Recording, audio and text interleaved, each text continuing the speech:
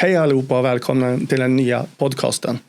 Vi kommer att träffa intressanta personer, framförallt från Jämtland Härjedalen. Och det här första avsnittet har vi en väldigt speciell gäst. Vad sägs om det här CV:et? Han har vunnit Svenska cupen och även gjort mål i en Svenska cupen-final. Han har över 12 års erfarenhet som professionell fotbollsspelare och han har varit ute och spelat i Europa League. Jag säger välkommen till Sam Mensiro. Thank you. When I talk about your CV, what can you say about this journey? For me, right now, the little Sam will be happy because that was the dream that I had when I was young. I wanted to play football to the highest level where I can, and I managed to do it. And it was all about hard work, and determination as well. So and having the right people around you. So I'm happy right now. I'm happy where I'm sitting now. I'm happy to get to the level that I did. So yeah. You're from Ghana. Is it from Accra? Yes. Yeah, I'm from Ghana, and the capital city is Accra. But I live a place called Labadi, in Eastern Accra. So that's where I grew up with my family. And at the age of 6, I started to play football. And yeah. Was it all about football or did you have other things to do? Growing up, actually, I had like friends that love football. So everything we do was playing football on the street and all that, And it was fun because as a kid, running around, kicking football is the best feeling ever. So that's how I started football. One of the things that took you here to Östersund and Sweden is the Right to Dream Academy. What is that, and can you tell me about that? Okay, yeah, sure. I can tell you about Right to Dream, and so Right to Dream started in 1999 in Accra, Ghana, and it was formed by a guy called Mr. Tom Veno. He's an English guy from England, and he came to Ghana. So when he came to Ghana, he was watching football in Ghana, and he had the idea of having his own football academy.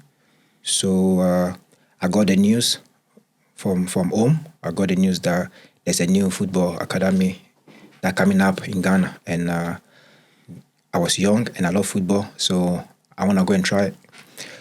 So I left my parents at the age of 10 to go and try out and see if I'll be good enough to get into the academy, So when I went, we were over like 250 young boys, kids that want to play football. They're angry, that want to, play football, get a chance and play in academy, So I was like, when I got there, I was like, wow, we're a lot. So, and they only need around maybe 20 players. So in my head, I'm like, am I going to get in? Am I good enough to get in? And every day we play, and then they try to bring the numbers down every training. And they get around 150, and I was still in it.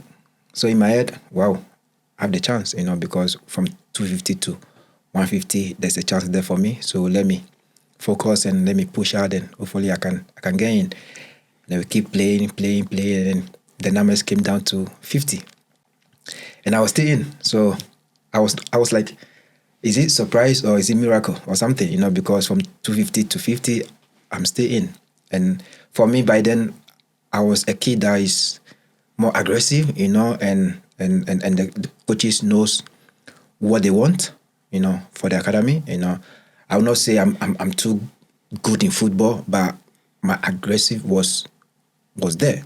And then we're playing, and the numbers came down to 30. And they need only, I think, 20 or 18 players. By then, the numbers came to 30. And then I was still in. So I was like, yeah, I'm going to make this, I'm going to get it no matter what. Like, I'm going to push hard. I'm going to work hard to get it because this is what I want to do. I want to play football. So this is the chance for me as well to go into a football academy in Ghana. Is a big thing. By then, we only have 2 football academies in Ghana, which is Feyenoord Academy from Holland, and then Ajax Academy from Holland as well. So these 2 academies were the biggest in Ghana, and they had most of the good, talented young players in the academy. So I was like, this is the third academy now in Ghana, so let me push hard and then make sure I also get into academy football, So I pushed hard, and then the numbers came down to 25, and I was staying in, and then I made it to the final, and I got into the 18 players that they want by then. So I was so happy, and then once you get into the team, you have to move home from your parent, and I was 10 years, so it was tough for me. Like, I wanted to grow up with my mom and dad, because they're only parent that I know by then. But also, I want to play football. And this is a big opportunity for me to take the next step in my football career, So after the tryout, I came home, and then I spoke to my parents about it. I spoke to my mom and dad that I've managed to get into a football academy plus school. Once you're in the academy, you go to school as well and play football. And then my dad was, yeah, it's okay, you can go, because, my dad want me to play football as well. And of course, in Ghana, when you go to school, your parents will pay money, the fees and stuff, buy you books, give you money for food in school and all that. And it was my dad that was doing it. So for him to hear the good news that I'm going to a football academy and I'm going to live there and they'll take care of me there, it was happy, because then it's not going to spend money to take care of me and all that, So, but my mom was not happy, because, she's a woman, and, I'm a last baby as well, So she was like, no, I'm only 10 years, and what am I going to do there, she's going to miss me and all that, So it was tough for my mom, but as time goes on, my dad spoke to her, and I also talked to her about it, that this is what I want to do and all that, And the academy promised all the players that after every 2 or 3 months, they will allow us to go home and then see our family and all that, which was, I think, the best feeling ever, so that I can see my parents. And so I did not grow up with my parents, which right now I miss that feeling that much, But at the same time, I'm grateful. I'm happy that I went through Right to Dream to come to where I am right now. And Right to Dream, they did a lot for us. When I moved to the academy, it was Mr. Tom Veno and his parents that were taking care of us, because by then there was no sponsors, in around the academy. There was no sponsors. It's only Tom Veno and then his dad and mom that taking care of us. And we were living in one big house like that. It was like 2-3 bedrooms. So with the boys, we were sharing the rooms and all that, and it was fun, because boys living together, playing football is the best thing that you want to do when you're young. So we started from there.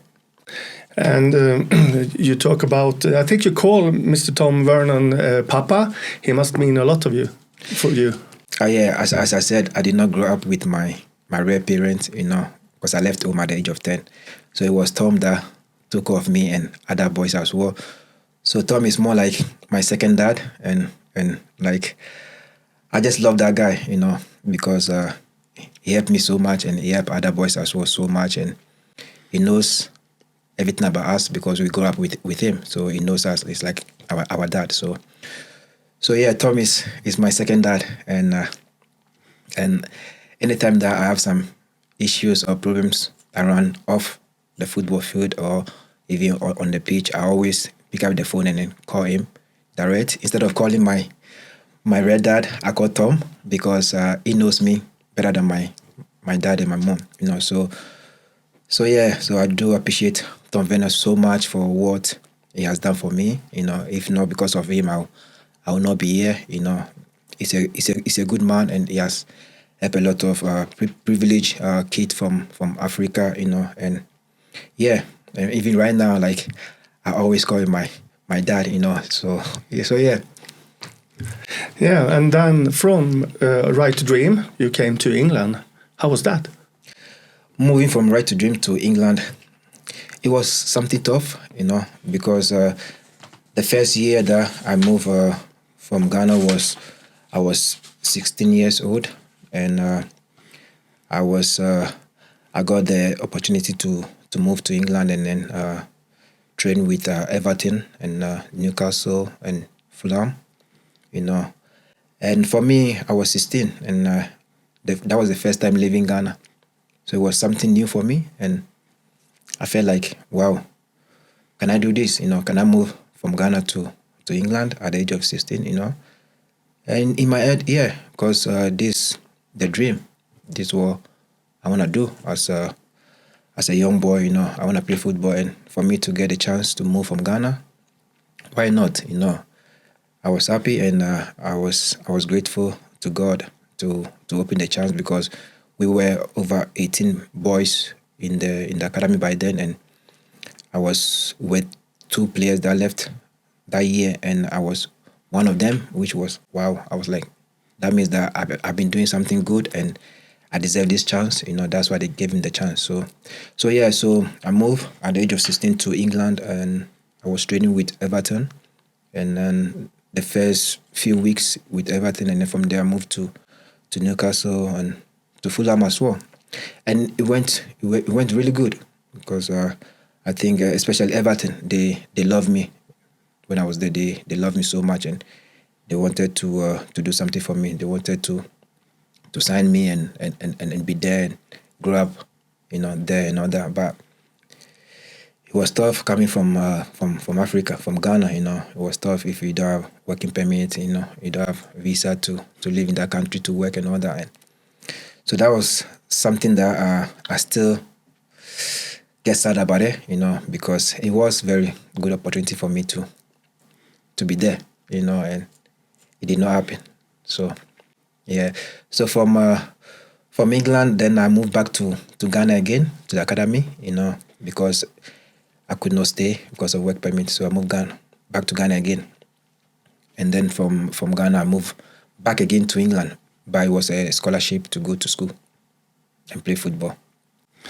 And from England, you ended up in Scandinavia. How come? Okay, so this is a question that I've been getting from a lot of people. That how did you move from England to Sweden? And for me, as I said earlier, it was tough for me to play football in England because of working permit. And I want to play football. So actually, all started from when I was in a school in England. The school was Atbury College, is in Gloucestershire, in west of England. So I was there, and I was playing for my school, and I play some games against different other college as well. And Graham Potter saw me. Actually, I got selected into the English football team, and that's when Graham Potter saw me. By then, he was also in a school, coaching the school team as well in England. So he saw me, and then when he moved to Östersund, he invited me because he has seen me playing before. So he invited me and my friend Isaac Shaz, so 2 of us came to Östersund. And when you showed up here in Östersund, can you describe how was it? What did you expect, and was it like you expected? Okay, yeah, I know. Actually, by then, I don't know much about Sweden. All I see or all I know about Sweden was that it's cold country, and they have Zlatan, of course. So that's mostly what I know about Sweden by then. And when I moved, I was lucky because I moved around June, which I think it was the summer in Sweden. So I flew from England to Norway, and from Norway we were picked by Bent. He was working for ÖFK. Bent is a great guy as well, So he was the one that picked me and Isaac Shazi from Norway. And then when we came, as I said, it was in the summer, so it was all right. The weather was okay. The sun was out there and all that. But one thing that I was surprised about was we went to bed. Me and Shazi, we went to bed, and in the night, mostly in England, it get dark, in the night, So we went to bed, and we're sharing the same room, and like around 7, it was not dark outside, So I said to Shazi, bro, what's happening? Because it's still light outside and it's around 7 p.m. in the night. And I was like, does you have any idea about it as well? So we're like, okay, let's wait a bit and see what's gonna happen. So around 8:30, 9 p.m., 10 p.m., 11 p.m., still light outside. So I was like, bro, what are we doing here? It's only light outside. There's no darkness. What's happening here, And then we're like, we don't know what's happening. So we just went to bed. The next morning we go up and then we asked one of the players, who is Swedish guy, we asked him, bro, like around 10, 11 p.m. last night, it was light out. Why? But why? And then he explained everything to us that, mostly like in Sweden, that's what happened in the summer. Like it doesn't get dark until maybe 1 or 2, and for only maybe 2-3 hours, and then it's light again. So yeah.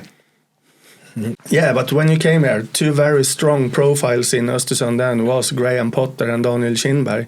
What did they say to you when you came here, and how did you feel when they welcomed you? So when I came with Isaac, they said to us that we have 1-2 weeks for try, for them to see if we are good enough to play in Division 2. So for me, I was like, wow, Division 2, I'll make it easy, Me and Shaz were like, we'll make it, So we started training. I think I remember my first training, and at Yamcraft Arena, I was very aggressive, and the boys was like, wow, what's happening here, Because for me, once I'm on the football pitch, like I want to make sure that I give everything, because I'm not there to joke, I'm there to do something, to work, So the training was very intense, and I was like, I'm gonna stay in this place because I already start to like this place. So I'm gonna do everything possible to make sure that I stay in this place. So we had a game, and then after that game, Daniel and Graham Potter would decide if me and Isaac gonna sign or not, So in that game, I think the first game was against Wigan. I think they came for preseason in Station 2011. So we played a game against them, and in that game I was like, I'm gonna give everything. I'm not gonna allow anyone to pass me, because this is a dream that I've had. Coming all the way from Ghana through England to Sweden, it's a dream. And now if I make everything right, then I'm gonna sign a professional contract, So I had my mind on signing a contract, before that game. That means that everything depends on me and all that. So when the game started, my mind was like, nobody passed me. Nobody could pass me, because I was playing right back by then. And I said to myself, I want to leave a mark on that position, that this is mine. So I did really good. And then after the game, Graham Potter and then Daniel called me to the office, and Graham said to me that they like me and Isaac, and they want us to stay. And there, like, me and Graham Potter, we spoke a bit. He said to me that he knows me a bit from my school back in England, me and Isaac, and he wants us to also stay here, to work with him. And Daniel was also sitting in the office as well. And Daniel was like, he have a dream, to take this club up there to the top league in Sweden.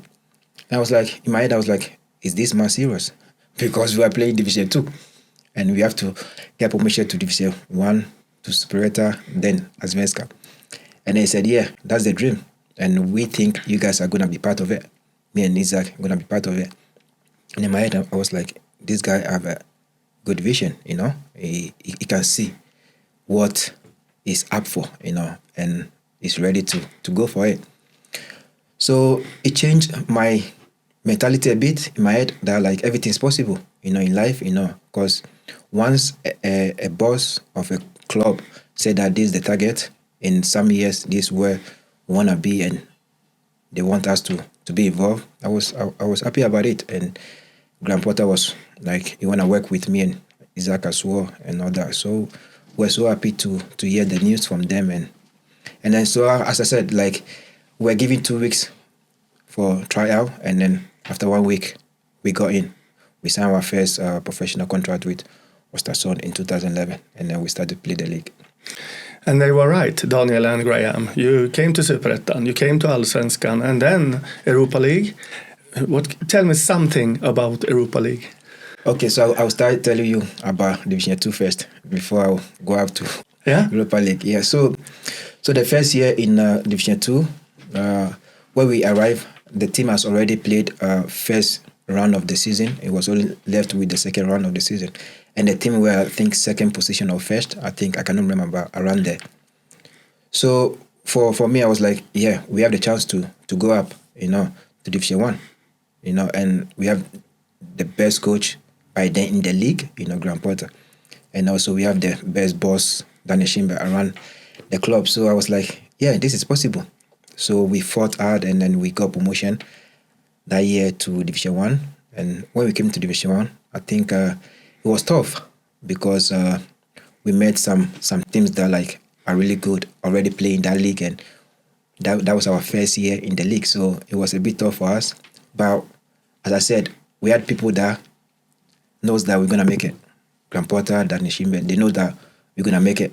It's possible, So all the boys, we have this mentality that, okay, we've got this motivation from our coaches, from our bosses and all that, and we're going to make it, So we always take game by game, So every week we just concentrate on the team that we're going to play against, and then after that game, we concentrate on the next game. So it makes things easier for us. We don't think too much about maybe next month who we're going to play against. We don't. We only think about game after game.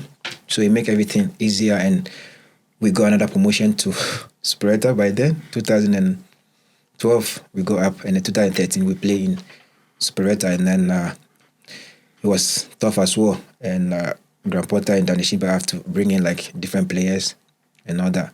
But I remember my first year, I played with, we had a captain who is Martin Johansson, and he was a midfielder. And like, I think when I first saw him in training, I was like, wow, who is this guy? Like, he's strong and short, and if he have the ball on his feet, it's difficult to take the ball from his feet, and he was the captain. So I was like, this guy is good. So this guy helped us a lot as well. When me and Isaac arrived in Östersund, he was helping us a lot, and a guy also called Bobo Salander.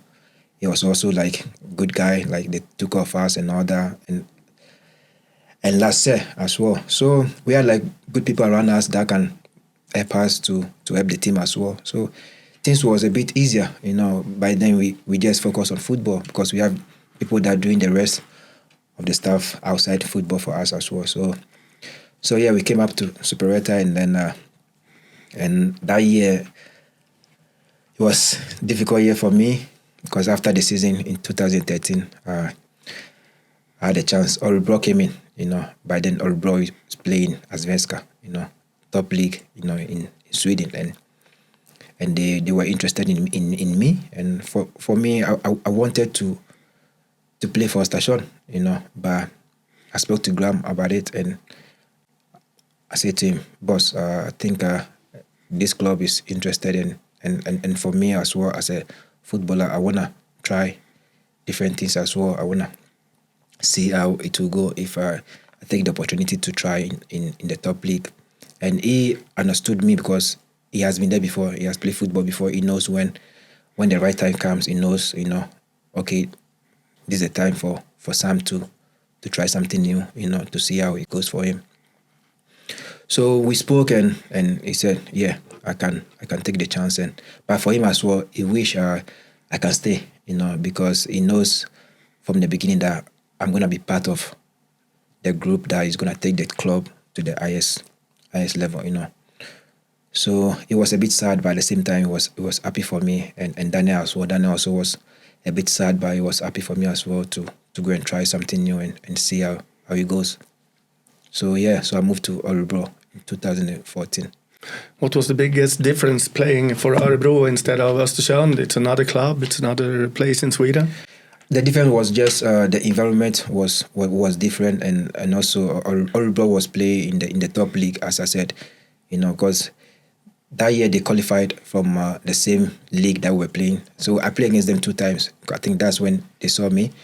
So they qualified to the top league that year, So for me, I was like, okay, they play in the top league and they are interested in me, So why not take the chance to play in the top league and see how it is there as well. But also the environment as well was different, because in Östersund, like, people love you, the coaches, the fans, people around the club, they love you, as player, because they take good care of the players, more than most other clubs, So I felt like Östersund is my home, from the beginning, because of the way people took care of me. So when I moved to Örebro, the city was a bit bigger than Östersund, but so it was tough for me. I found it difficult in Örebro because my first year I played 6 to 7 games, I think, and then I got injured and I have to do surgery on my knee. So it was tough. So it came to a point I was like, wow, like, this is the first time that I'm gonna do surgery, And when I was in Östersund, like, everything was good, playing every week and enjoying football, and I moved to a different environment and things are like this, So my first injury, I was very sad that I left Östersund, because I was okay in Östersund playing and happy as well. But this football, sometimes, you move out or to different city and this will not go good for you. Sometimes you move out and this will more like develop more for you. So it was part of it. And then so I did surgery and came back from injury and I started to play again and I had another injury, So I have to do another surgery. So it was tough for me, very tough for me in Örebro, and football was not going the way I planned. And so I picked up the phone and I called Tom Venno. As I said, it's my dad. So I called him and I was like, Dad, I think I'm gonna give up, because it's tough, and I've done 2 surgeries and I was living in Örebro alone as well, so it was tough. So I could not, do anything about it. I was like, no, maybe it's the time for me to stop playing football, because I cannot take this pain anymore, and I was going through a divorce by then, so everything was a lot, a lot for me to handle. So when I was talking to Tom, it was like, no, I should not give up, because there was a reason why I end up where I am right now, and injuries are part of the game. Sometimes people get like 4 or 5 injuries and they still come back and play football. So for Tom, it was like I should not give up. He knows what I can do.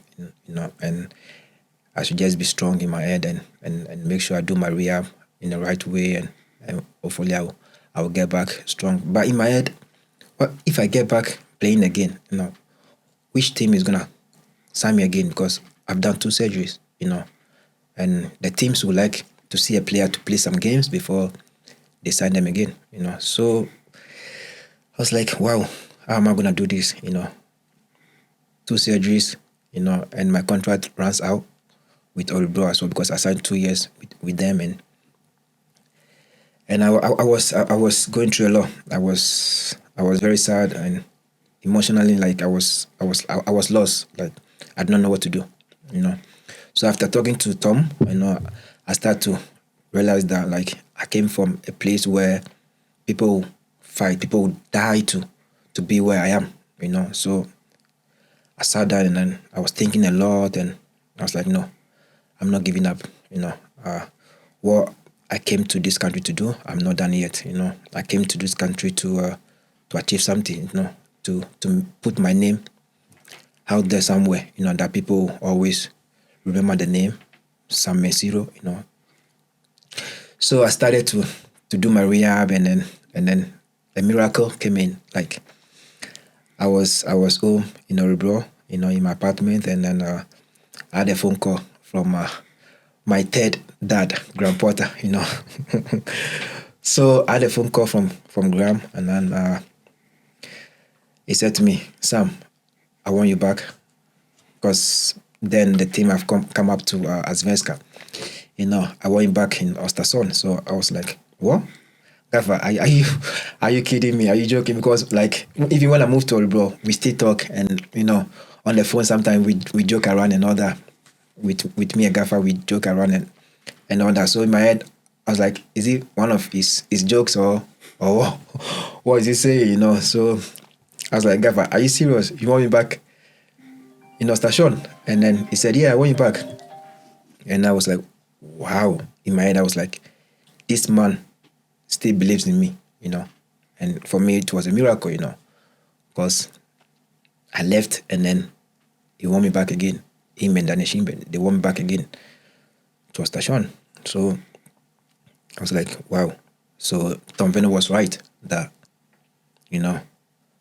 what I came to the country to do, I've not even started it, so I should not quit football. So after the phone call with Graham Potter, I was so happy. I was like, what? Like, it's a great feeling, I was just smiling in my apartment. I was just happy, jumping around. Although like I was injured, I was just jumping around, because for me also, I wanted to go back to Östersund so badly, but I was waiting for the call as well, So because I had like some clubs that wanted to sign me, but they were not playing in the top league. They were playing Superior as well, that they wanted to sign me. But for me, I wanted to play, to be there, in that league. So when Östersund came up to that league and they called me, I was like, wow, I'm going to continue that league, then the same league. And I was happy. So yeah, so I moved back to Östersund. Was Östersund, the football club, the same club that you left 2 years earlier, or had it changed in any way? Change.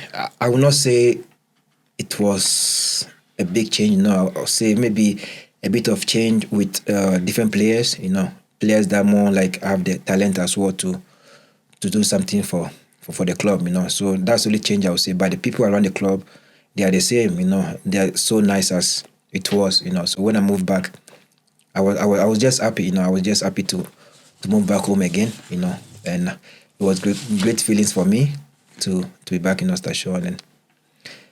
And when I came, like, the fans were so happy as well, because of what I did earlier on before I moved to Örebro, So the fans were happy about me, and they were sad when I moved. So, and also when I moved back, they were happy, So the joy was unbelievable, Everybody was happy that I came back to Östersund again. Something you probably didn't do in Örebro was the Culture Academy. When in Östersund you did one thing every year in culture. How did it feel to be a part of those projects? Okay, so the first year that Daniel Shimbed announced that we're going to do a culture project, most of the players were like, well, we are only here to play football. We are not here to be in this culture thing and dance and sing and, do different things, We are here to play football.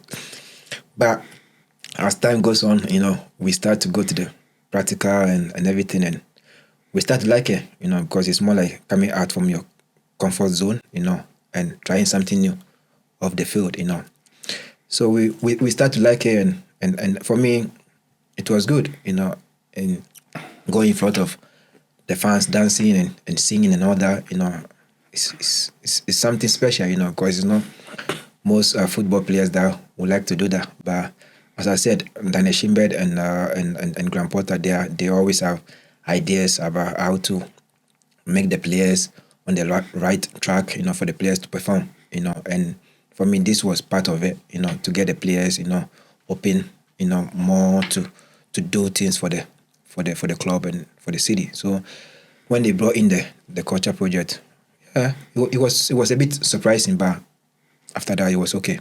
We enjoyed it. And then later you had the chance to play the Swedish Cup final on Jämtkraft Arena. Did you expect to play that final, and you scored? What's your feelings around this? Okay, before that, I think I will tell you something that like I've been wanting to say. before the last game, the final game, I had a call from my dad back home in Ghana, my real dad, and then he said to me that he had an email from Grand Porter about how happy he is and he appreciates me a lot and all that. And then in my head, I was like, wow, like a coach wrote my dad and saying all this good thing about me. That means I'm special. And not only me, all the players, that Grand Porter sent email to their families, So we're like, this man, like, deserve something good as well. We need to pay him back because of what he has done, sending like emails to our parents, saying to our parents how happy he is about all of us, as a group. We were so happy. And before the game, we had a training before the game, and we did a set pieces, and the set pieces, Billy was like, he wants me to go for the set pieces, to go to try to score. And so we had an arrangement how it's gonna work. And then Billy came to me, was like, Sam, you're gonna score in these set pieces. You're gonna score. Kensima is gonna put the ball to you, and then you're gonna score. I was like, Billy, are you okay? The game has not even started yet, and you're like, I'm gonna score. I don't know, it's football. Maybe I will score, maybe no. So the way, like, they planned the thing, Billy, Graham, and beyond, the way they planned the thing, and then they spoke to me about it, I was like, okay, And after this message that Grand Porter also sent to our family as well, like, in my head, I'm gonna do everything possible, whatever they want me to do, I'm gonna do it, I'm gonna work hard and then make sure that we win this trophy, for the club. So first corner kick, I think around 10th minute in the game, we had a corner kick, and then Kensima went to kick the ball, and I was like, yeah, this is the time now, this is the time for me to give back to Grand Porter, to the club, for what they've done for me, And I was like, how is this gonna work now? How possible I'm gonna position myself? Where am I gonna stand? So everything that they told me, I had it in my head, because I repeat myself all the time, even after training, before the game. It's like, okay, I'm gonna stand here, I'm gonna wait. When Kensima take 2 steps, then I'll do my run. I'm not gonna go in so early so that I'll miss the ball, because we planned it already. So as I said, I had this plan, and then Kensima went and then put the ball down, and then he looked up, and when he looked up, I look at him, and I was like, this is a go, And then Ken shake his head, and then so he took the first step, and then when he took the first step, most of my friends, because we had it planned, so they moved into the goalkeeper. They all moving into the goalkeeper, and then I'm not that tall. I'm short. I'm not say short, but I'm all right. Height. So I was like, okay, they're not gonna think too much about me, because I'm not like Douglas, I'm not Sote, not Tom Peterson, they are tall, And then Douglas went in, and they followed Douglas, they followed the rest of the guys that are a bit taller. They followed them, and I was alone. So when Ken took the second step, and then I also started to make my move, and then he kicked the ball came straight to where I was standing, and then I scored the first goal. And for me, it was great feelings when I scored the goal. I don't know what to do. The celebration, I don't know how to celebrate the goal in order, and my middle finger just went up, and I was like, after I saw the video, I was like, wow, what am I doing? I was not, focusing on the celebration. I was just so happy and scoring the goal. And after I scored the goal, I felt like we're gonna win this game, because this is something that we've planned, we've worked for, and it's paying off, And the second goal came, third goal came, and I was like, we've done it, So it was great feelings. It was emotionally, like, everybody in the city, the fans, people were crying because this was the first trophy that the team won, so people were so happy, and and I felt like after the game, I felt like Graham Potter and Danishime, they deserve this, because of the treatment they've given us and all that, so they deserve this. So it was great feeling to win the Swedish Cup. Yeah, and then you obviously knew that now we're going to play in Europe. What was your expectations about playing in Europa League?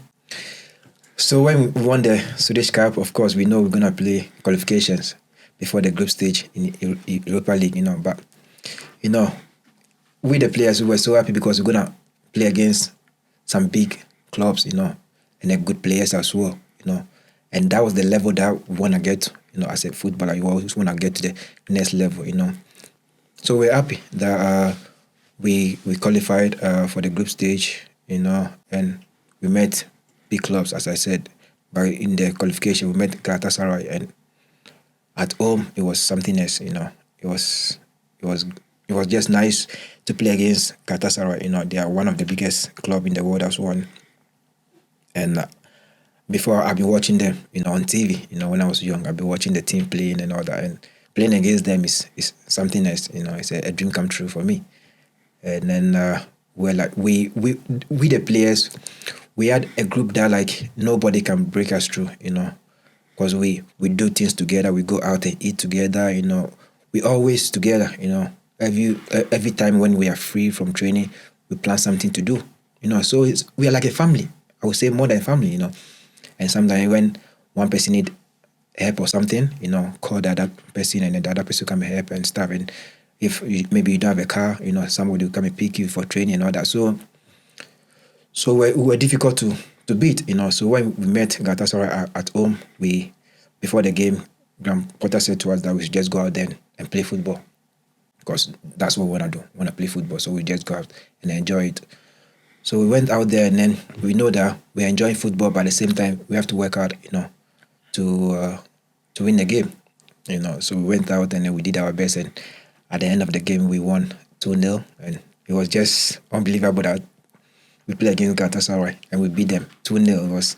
It was something else, So I think that year we had a group that like nobody can destroy us, We destroy people, So yeah, it was a great feeling to play in the Europa League qualification, and then from there we got the chance to the group stage, and we met fantastic teams as well, like Arsenal and Atletico Bilbao, like Hertha Berlin, and yeah, so it was good experience for me, because as a kid that was the dream to play as higher as I can, and for me, I did it, and right now that I'm sitting here with you, I'll say to myself that I'm proud of myself, because it was a dream as a kid. So yeah. Do you have any special memory from the Europa League adventure? Just a special memory for you? Yeah, I think the return game against Galatasaray in Turkey, we went there, and even before the game, their fans were writing to us on social media that we are coming to hell and all that. We should not come to Galatasaray. If we come, they'll destroy us. Messages coming, a lot of messages, because we beat them 2-0 at home. So when we went there, we had a good hotel. We had a good hotel, good food and everything. But at the same time, also we are there to work. We are there to play football. And we went and trained. The day before the game, we went and trained on their stadium, and on the way going, we had like police like escort us to the training because of the fans, So we went and trained, and then outside the stadium, there were some fans standing there yelling, shouting, and all that. They're gonna finish us tomorrow. They're gonna destroy us tomorrow, and all that. And then on the game day, it was something special because their fans are crazy. Like the sound on the pitch, it was a lot, and we could not even hear the players when we are talking. We could not hear each other. You have to get closer to talk to each other before we can hear each other. So the sound was loud, and the atmosphere was unbelievable. Like it was fantastic moment, For me, especially, I was like, wow, this is a dream. I'm standing on the pitch of Galatasaray, in front of this crowd, I always see this on the TV, and today, like, I'm standing there. So it was a special moment for me, and the game started, and the sound was loud. It was going on and on and on. Throughout the game, the sound was there, and then we had a penalty, and we scored, and after we scored, I was like, yeah, we're going to win this game. Or we're not going to lose the game, So when we scored the first goal, we start to defend, We start to defend more, and we defend for our lives, I would say, yeah, we defend for our lives, but they managed to score. So it was 1-1, I think. And then we went through, because we won our own. So that moment was a great feeling for me, and a great moment for me as well in my football career, You talk very much about Graham Potter, and there's a rumor about he was joining a training and he had the ball at his feet and you were chasing him. Could you tell me about this rumor? Yeah, as I said earlier on, like, for me, once I get on the pitch, there's no friendship, There's no, I don't know anyone. I just I just do my job and get out. So yeah, so one training session, he joined in, and then they passed him the ball, and I was so aggressive on him. Anytime I think about this, I still laugh about it because it's just funny, So I ran after him, and then he did not pass the ball in time, so I just tackled him, and yeah, it's just funny. He was not happy, but at the same time, it was okay because it's football, And he said to me, Sam, even if it is your grandmom or your mom, you kick your mom on the pitch. I'm like, yeah, Gaffer, this is my job. So yeah, so that's what happened. Obviously, you like Graham Potter very much. I'm going to make it hard for you now. I'm going to give you some names, and I would like you to describe these persons in very few words. So I start with Graham Potter. How would you describe in just a sentence? I think Graham Potter, I would say, is a man that, like, I always call like my third dad, because he made me who I am today.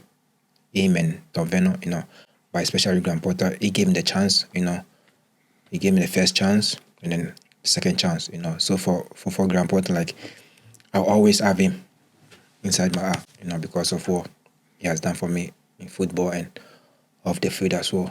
He has helped me so much, When I was going through tough times, he's always there as well to help me out, to come back and then enjoy football again. So, yeah, Graham Potter is a great person, and I always appreciate him for what he has done for me. And how would you describe Isaac Chasse? Isaac is a brother to me. We started at the age of 10, as I said. So I've known Isaac since we were young, and we've gone through the same path. Went through England and then to Östersund and all that. So Isaac is a brother to me, and I always appreciate him for that. And we are still brothers, and we always get each other's back, So, yeah. And what would you say about Ali Keita? Keita, what a guy. My guy, body. Yeah, Keita is a great guy. Keita, I've learned a lot from Keita because Keita have 2 kids before me, and when I first had my daughter, Keita helped me a lot, with how to be a dad, he was helping me a lot and all that. So Keita is a great guy, and I'll always appreciate everything that he has done for me. Okay, what would you say about Jamie Hapcat?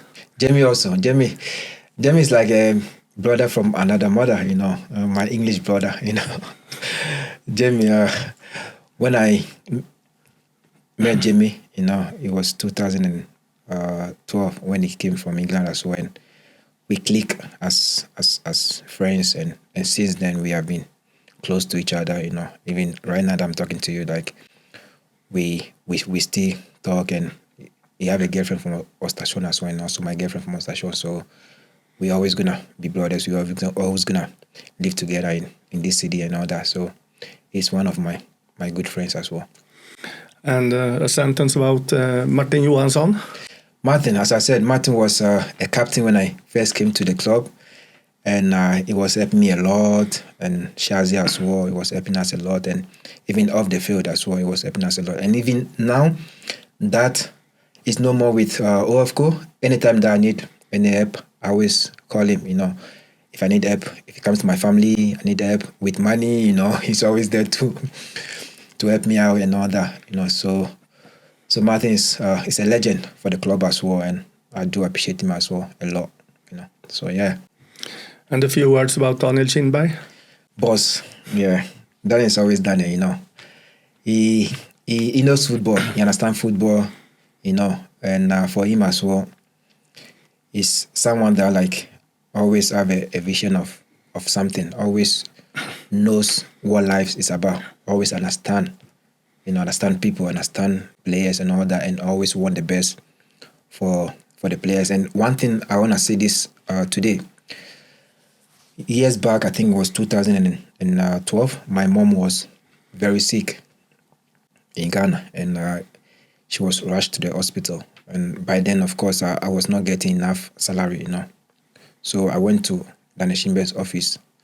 I was like, boss, my mom is sick and she's at the hospital, and the money that I have is not enough, and this man just helped me, and he gave him money to send to my dad, so that my dad can take care of my mom back home in Ghana. So since then I've had him in my head that what he did for me was something special, because who knows, maybe my mom has passed away and Daniel Kindberg saved my mom's life, So yeah, so Daniel, I just want to say thanks a lot for that moment that you helped me, and I'm grateful for that. So yeah, he's a great guy as well, and it's my boss, always gonna be my boss.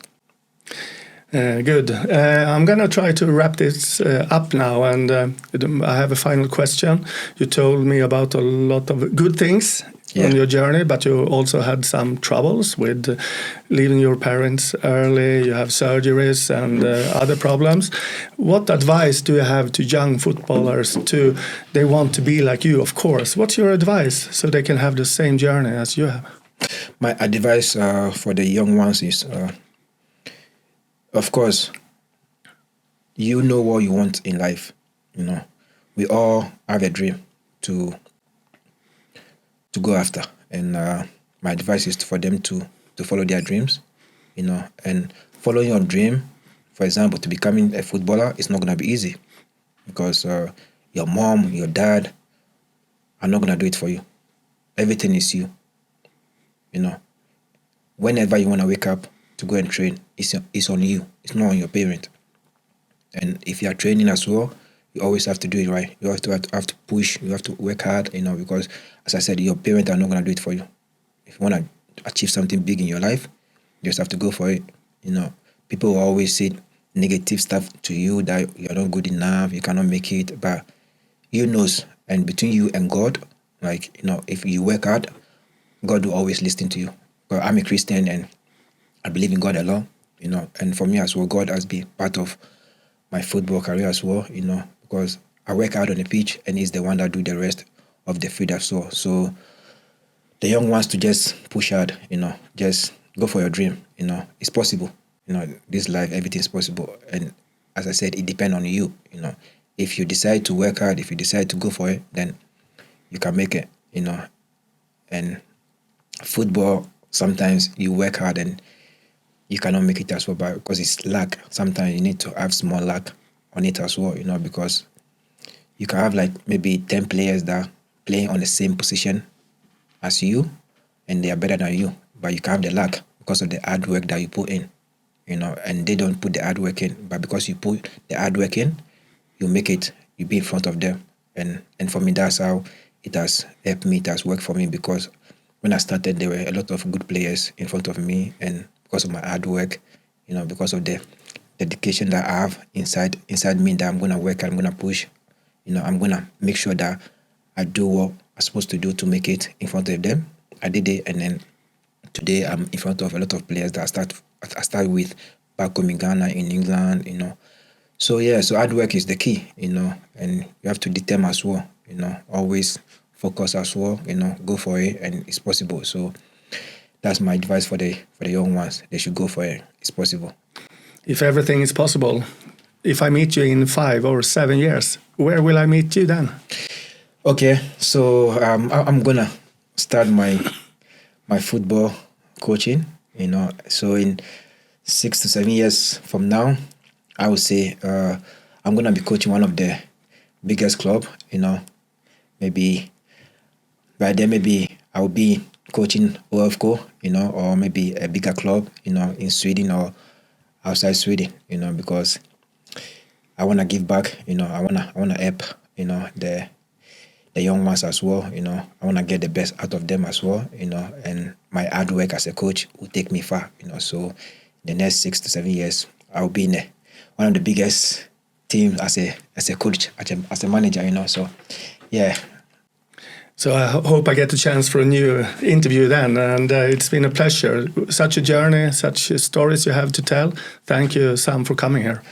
Thank you too, and I do want to take this opportunity to thank a lot of people as well. I want to thank my girlfriend, Rickard, and my 2 kids as well, Kayla and Kenzo. I love them so much, and want to also thank Martin Johansson for putting up this interview, and Grant Potter, Danny Shimber, Tom Venno, Azek Shaz, and also one of my best friends, David Akam. Also a good guy as well. So I want to thank all of my friends, and if I forgot your name, I want to thank everyone, and thank you so much as well for having me on the show. I do appreciate you a lot, and I'm grateful to be here. So thank you. Thank you. Thank you too.